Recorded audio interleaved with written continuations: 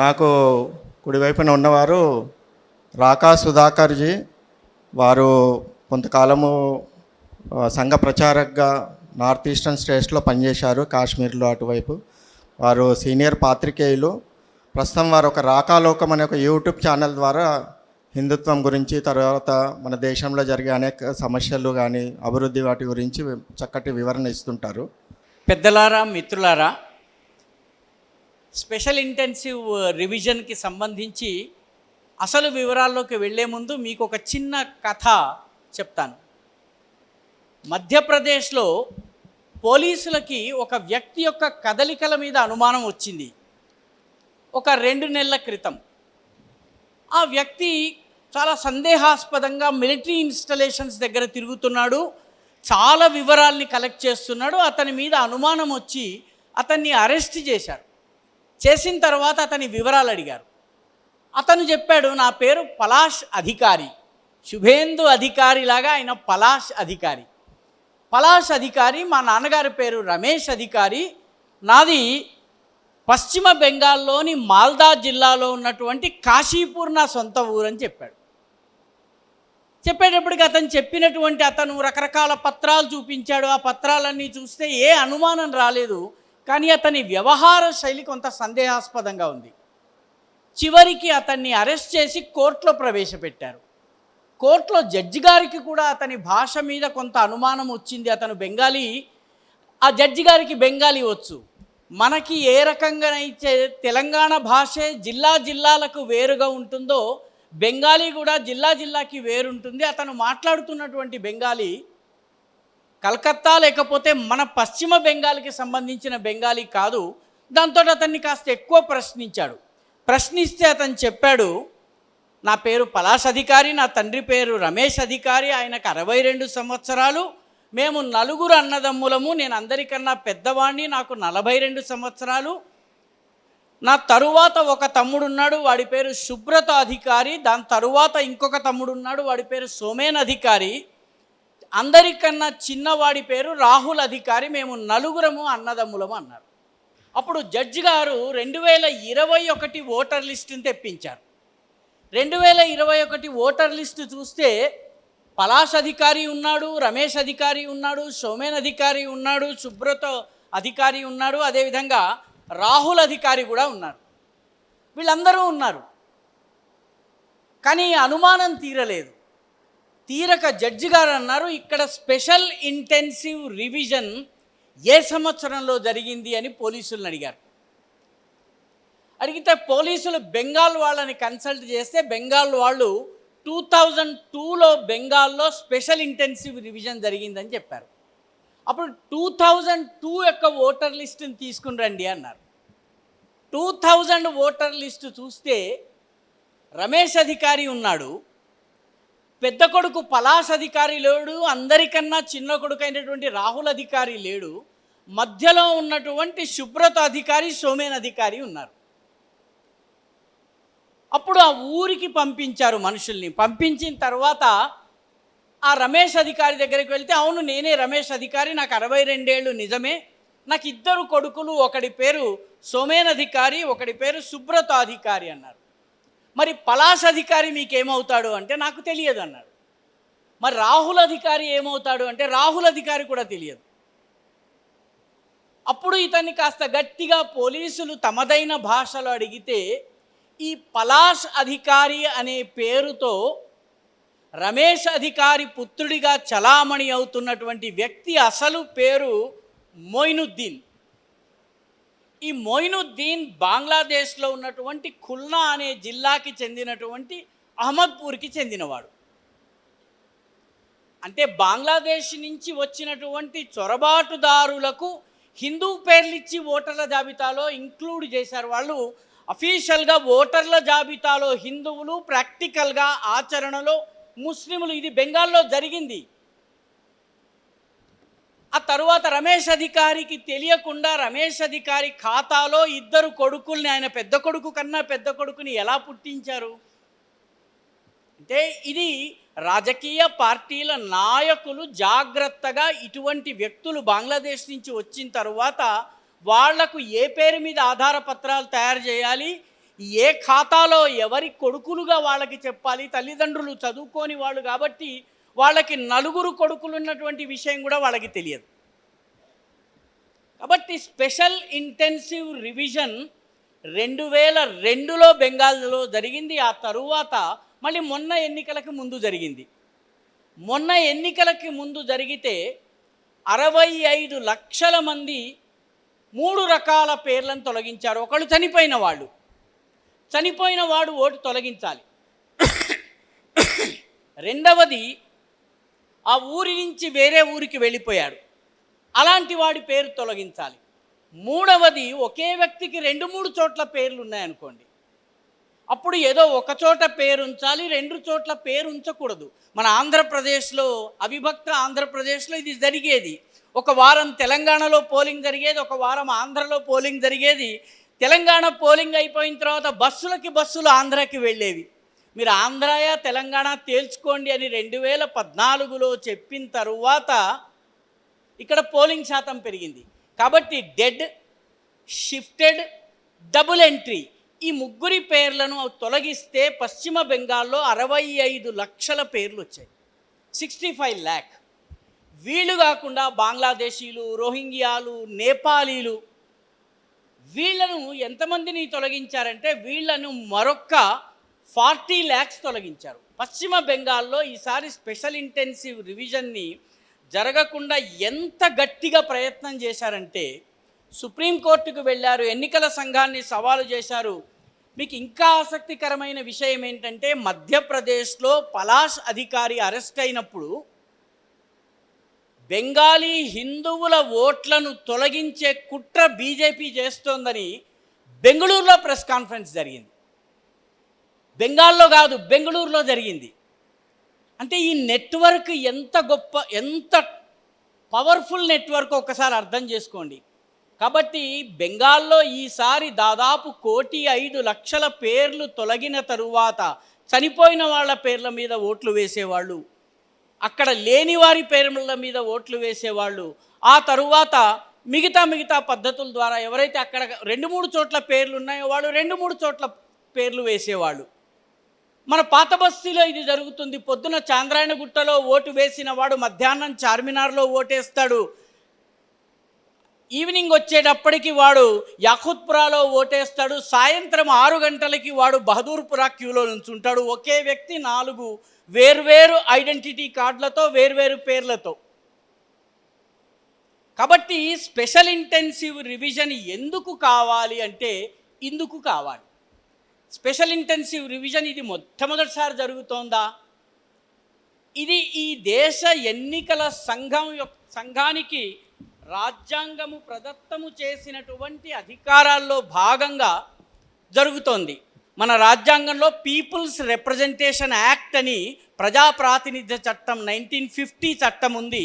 ఆ చట్టం ప్రకారము ఈ దేశంలో 18 ఏళ్ళు నిండినటువంటి ప్రతి వ్యక్తి ఈ దేశ పౌరుడు ఓటు వేయడానికి అర్హుడు.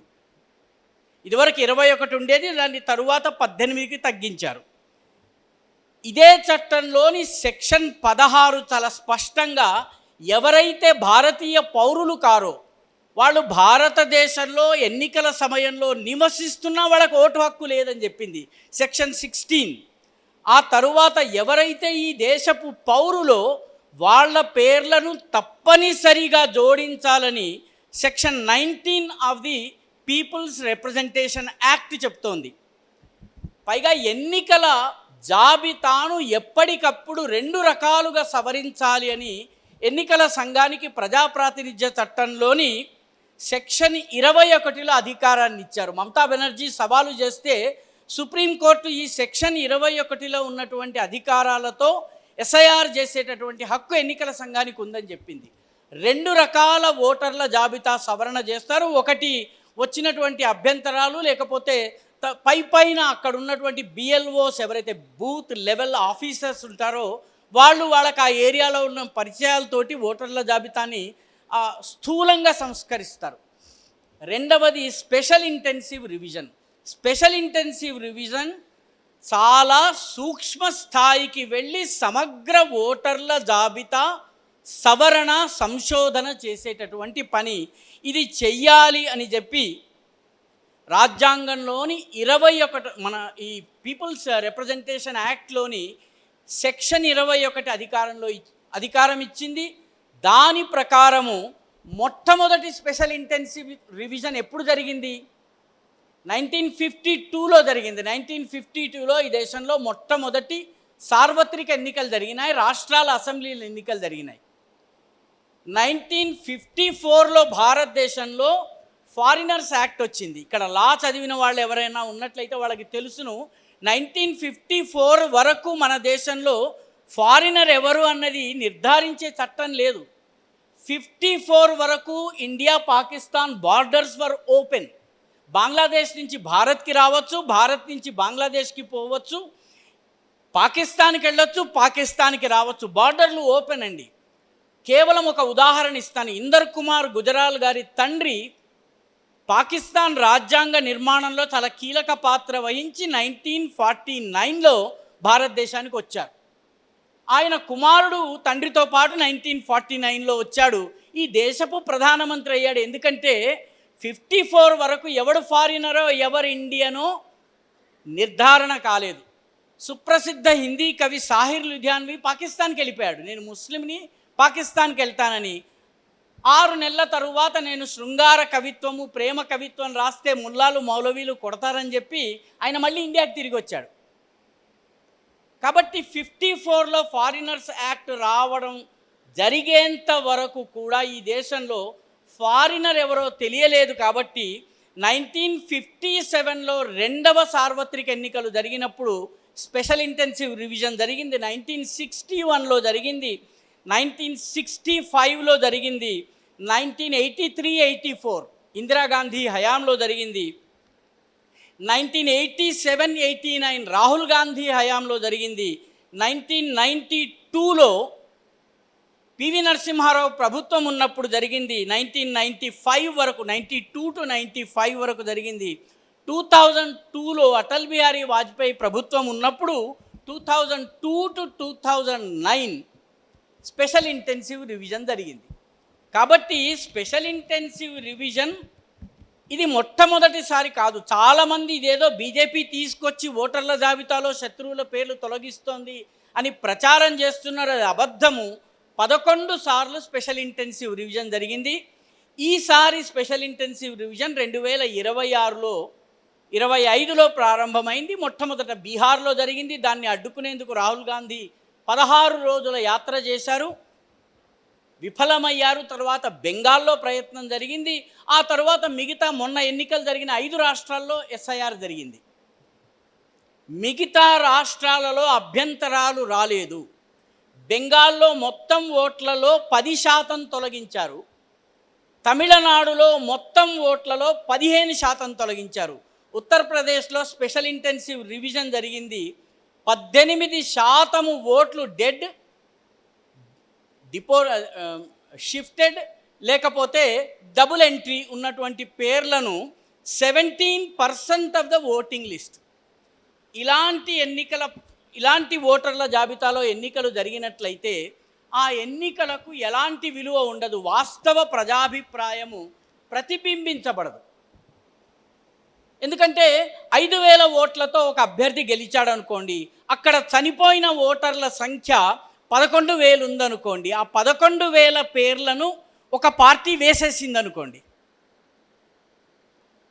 సో గెలుపోటముల్ని నిర్ధారించింది ఎవరు? చచ్చిపోయినవాడు. ఇలాగా ఒక ఆయన పాపం మొన్న ఎన్నికలు జరుగుతున్నప్పుడు వచ్చాడట. వచ్చి ఏమండి పలానా వెంకట్రావు గారు ఓటేశారా అని అడిగట. వచ్చాడయ్యా, ఇప్పుడే ఓటేసి వెళ్ళిపోయాడు అంటే ఈ వ్యక్తి మళ్ళీ కన్నీళ్లు పెట్టుకుని తుడుచుకోవడం మొదలుపెట్టాట.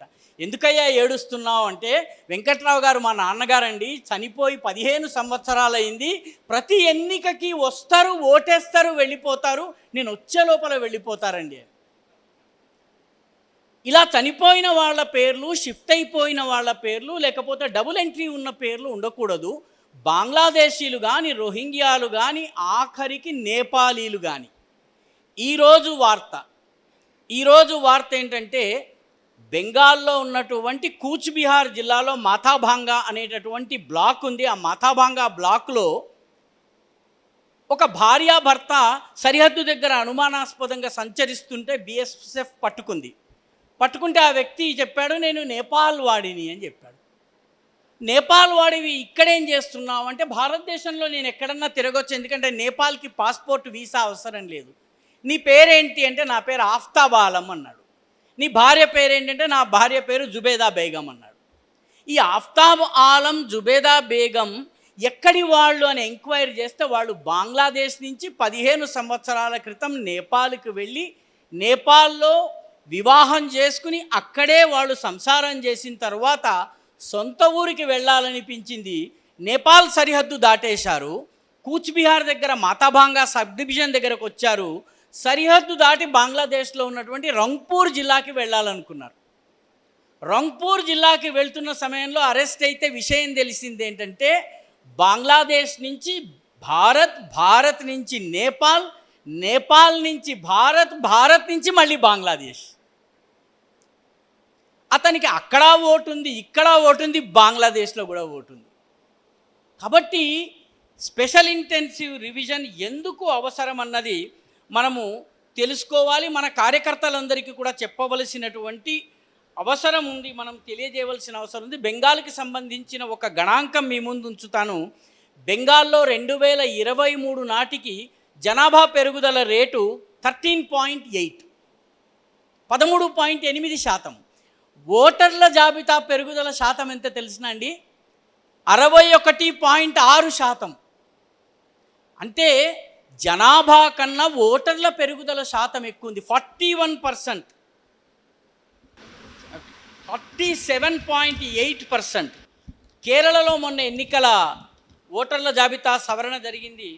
కేరళ మొత్తంలో 22%, జనాభాలోని 22% అసలు కేరళలో నివసించటం లేదు, గల్ఫ్లో ఉన్నారు. ఓట్లు ఇక్కడున్నాయి, ఓటేసే టైంకి ఇక్కడికి వస్తాడు విమానంలో, పార్టీలు డబ్బులు ఇస్తాయి, ఓటేస్తాడు, వెళ్ళిపోతాడు.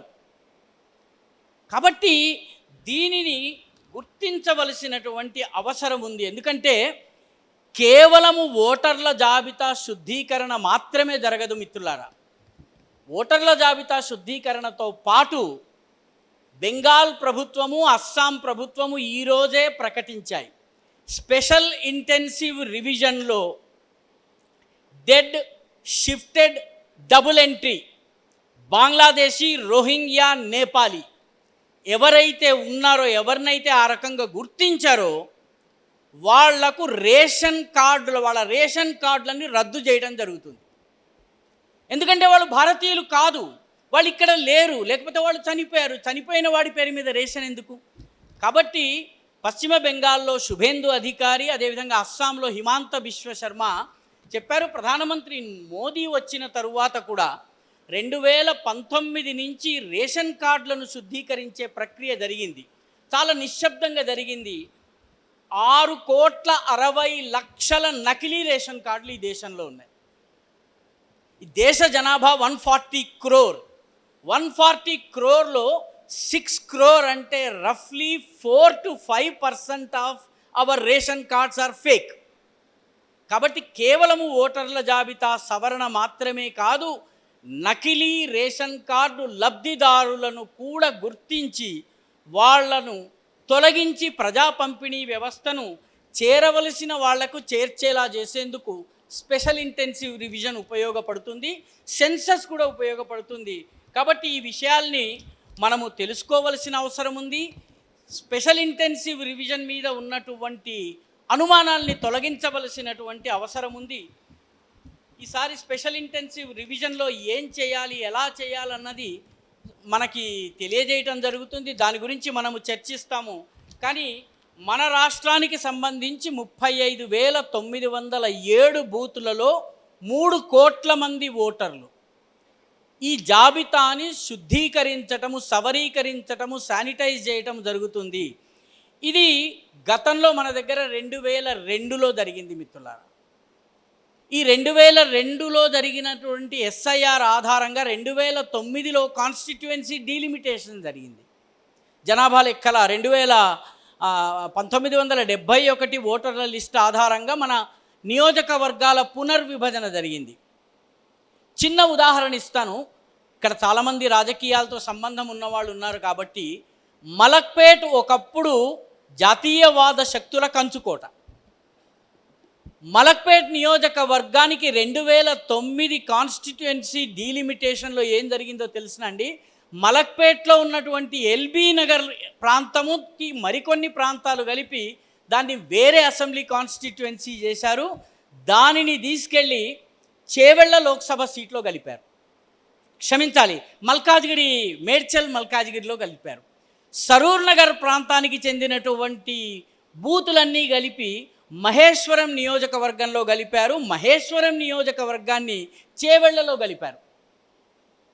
మలక్పేట్లో యాకుత్పురాకి చెందినటువంటి కొన్ని ఏరియాలను కలిపి యాకుత్పురా యొక్క జనాభా స్వరూప స్వభావాల్ని మార్చేశారు. యాకుత్పురా అంటే మలక్పేటను తీసుకొచ్చి హైదరాబాద్ లోకసభలో కలిపేశారు. పర్యవసానంగా మలక్పేట్ చేవెళ్ళకి వెళ్ళింది, మేడ్చల్ మల్కాజ్గిరికి వెళ్ళింది, హైదరాబాదులో ఉంది, కొన్ని ప్రాంతాలు ఇంకొక కాన్స్టిట్యున్సీలో కలిసినాయి. కాబట్టి ఈ రకమైనటువంటి జెరిమాండరింగ్ గతంలో ప్రభుత్వాలు చేసినాయి. మలక్పేటలో ఈరోజు జాతీయవాద శక్తులు గెలిచే పరిస్థితి లేదు. మలక్పేటకు చెందిన వాళ్ళు ఎవరన్నా ఉంటే మలక్పేట నియోజకవర్గాన్ని ఆనుకున్న హిందూ మెజారిటీ లక్ష్మీనగర్ని మలక్పేట నియోజకవర్గంలో కలపలేదు. హిందూ మెజారిటీ ఏరియాని కలపలేదు. కలిపిన ఏరియాలన్నీ యాకుత్పురాల్లోంచి కలిపారు. కాబట్టి స్పెషల్ ఇంటెన్సివ్ రివిజన్ కావచ్చును, డీలిమిటేషన్ కావచ్చును, ఇప్పుడు మున్సిపల్ డీలిమిటేషన్ జరుగుతోంది, ఆ జాబితా కూడా వచ్చింది. వీటి పట్ల సమాజంలో సచేతనులైన పౌరులుగా, రాజకీయాలను అర్థం చేసుకుంటున్నటువంటి, అవగాహన చేసుకునే వ్యక్తులుగా మనము అధ్యయనం చేయవలసిన అవసరం ఉంది. అధ్యయనం మాత్రమే కాదు, దీనిపైన ఎలా పని చేయాలి, దీని విషయం ఆలోచించాలి. ఇది పౌరుల బాధ్యత. ఎన్నికల సంఘము స్పష్టంగా ఒక 2 అంచెల వ్యవస్థను ఏర్పాటు చేసింది. మొట్టమొదటిది బూత్ లెవెల్లో పనిచేసే బూత్ లెవెల్ ఆఫీసర్ని నిర్ధారించింది. అతను ప్రభుత్వ అధికారి. అతనికి సహకరించేందుకు రాజకీయ పార్టీలు బూత్ లెవెల్ ఏజెంట్స్, ఒక్కొక్క పార్టీ ఒక్కొక్క బూత్కి 2 వ్యక్తుల్ని జోడించాలి. ఈ 2 వ్యక్తులు బిఎల్ఓకి సహకరించడంతో పాటు అక్కడి ఓటర్ల జాబితా శుద్ధంగా ఉందా, లేకపోతే దొంగ ఓట్లు వస్తున్నాయా, చేరుతున్నాయా, లేకపోతే ఉండవలసినటువంటి ఓట్లు పోతున్నాయా చూడవలసిన అవసరం ఉంది. కాబట్టి ఇది కేవలము బిఎల్ఏలకు, బిఎల్ఓలకు వదిలే పని కాదు. బిఎల్ఓ మన మధ్యనే, బిఎల్ఓలు మన మధ్యనే ఉంటారు. Booth level agent, booth level officer, వాళ్లకు ఆ స్థానికంగా ఉన్నటువంటి కాలనీల్లో ఉండేటటువంటి మనము సహకరించాల్సిన అవసరం ఉంది. ముఖ్యంగా పత్రాన్ని నింపేటటువంటి సమయంలో 2002 ఓటర్ల జాబితాని తెలంగాణ కోసము బేస్ పోల్గా గుర్తించారు. అంటే 2002లో గనక మీ తండ్రి గారి పేరు ఉన్నట్లయితే మీకు ఇప్పుడు ఓటర్ల హక్కు వస్తుంది. 2002లో మీ తండ్రి గారు లేకపోతే మీరు ఎక్కడి నుంచి వచ్చారో మీరు ప్రూవ్ చేసుకోవాల్సి ఉంటుంది. కాబట్టి ఇవన్నీ కూడా మనము తెలుసుకోవాల్సిన అవసరం ఉంది. ముఖ్యంగా ఏవైతే ఎన్యూమరేషన్ ఫామ్స్ ఇస్తారో మనందరికీ, త్వరలో దానికి సంబంధించిన ఇంటింటికి వచ్చి ఫామ్స్ ఇస్తారు. ఆ ఫామ్స్ని బిఎల్ఓలు 2 కాపీలు ఇస్తారు. ఒక కాపీలో మనం వివరాల్ని పూర్తి చేసి వారికి ఇవ్వాలి. 2వ కాపీలో అవే వివరాల్ని నింపి ఆయన సంతకం తీసుకుని మన దగ్గర పెట్టుకోవాలి. ఎందుకంటే బిఎల్ఓలు కూడాను సక్రమంగా పనిచేస్తారన్నటువంటి చెక్స్ అండ్ బ్యాలెన్సెస్ అవసరము. మనము పౌర విధులు అని పంచపరివర్తనలు ఏదైతే చెప్తున్నామో అందులో ఇది వస్తుందండి.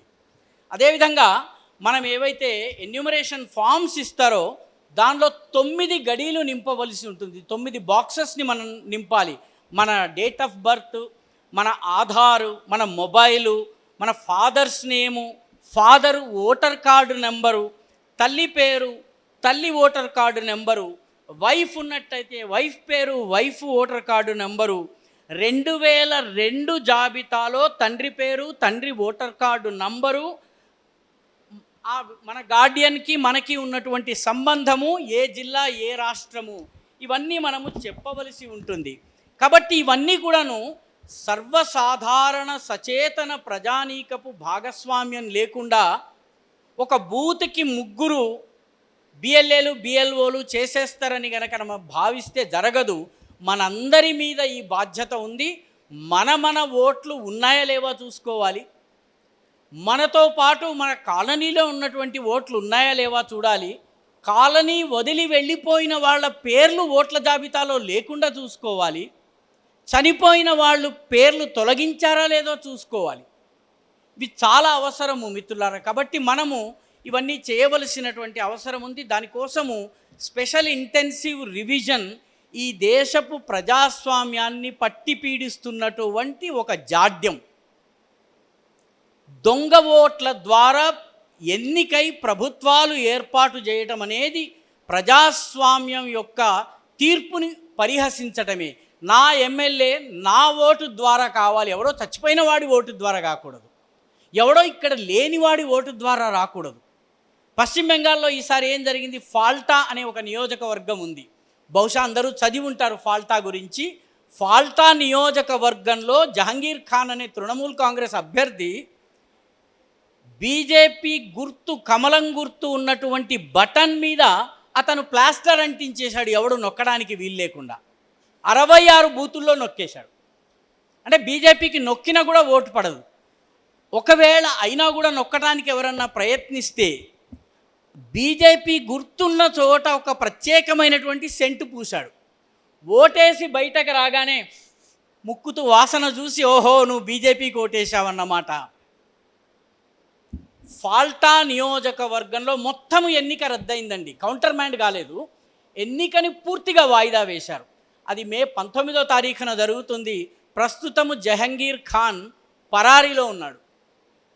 ఇవన్నీ ఎందుకు చెప్తున్నానంటే సర్వసాధారణ పౌరుల బాధ్యతను గుర్తు చేసేందుకే. స్పెషల్ ఇంటెన్సివ్ రివిజన్ కేవలము రాజకీయ పార్టీల పని మాత్రమే కాదు, ఇది మనందరి పని. జాగరూకులైనటువంటి ప్రతి దేశవాసి ఈ పనిని చెయ్యాలి. మనకి ఏదైతే పంచపరివర్తన్ గురించి మాట్లాడుతున్నారో అందులో పౌర విధులు ఉన్నాయి. పౌర విధులు ఏంటంటే మన ఓటు మనం వేయడము, దొంగ ఓట్లను పడకుండా నిరోధించటం. కాబట్టి స్పెషల్ ఇంటెన్సివ్ రివిజన్ మనకి చాలా అనుకూలమైనటువంటి సమయంలో వస్తుంది. కాబట్టి దీనిని సద్వినియోగం చేసుకోవాలి. స్వచ్ఛమైన ఓటర్ల జాబితా గనక వచ్చినట్లయితే మనము నిజమైనటువంటి ప్రజా తీర్పును పొందగలము. ఇది గుర్తుంచుకోవాలి. 1%తో గెలుపోటములు నిర్ధారణ అయ్యేటటువంటి ఏ రాష్ట్ర ఎన్నికైనా చనిపోయిన వాళ్ళ ఓట్ల ఆధారంగానే ఫలితం నిర్ధారించిందని గుర్తుపెట్టుకోండి. 3 or 4% అంటే వేరే మాట. కాబట్టి మన బాధ్యతను మనం ఎలా నిర్వర్తించాలి, ఏమి చెయ్యాలన్నది తెలుసుకోవడం చాలా అవసరము. ఈ స్పెషల్ ఇంటెన్సివ్ రివిజన్ దేశం బాగు కోసం తీసుకొచ్చారు. ఇందులో ఏదో ఒక మతం వాళ్ళ ఓట్లను తీసేస్తారు, ఏదో ఒక పార్టీ వాళ్ళ ఓట్లను తీసేస్తారు అని భావించడం పొరపాటు. ఆ రకంగా జరిగితే కేరళ, తమిళనాడులో వేరే ఫలితాలు రావు. ఇది మనం గుర్తుంచుకోవాలి. స్పెషల్ ఇంటెన్సివ్ రివిజన్కి సంబంధించినటువంటి స్థూలమైన అంశాలు మీ ముందుంచే ప్రయత్నం చేశాను. మిగతా అనేక అంశాలను మనకి తరువాత తెలియజేయడం జరుగుతుంది. ధన్యవాదాలు.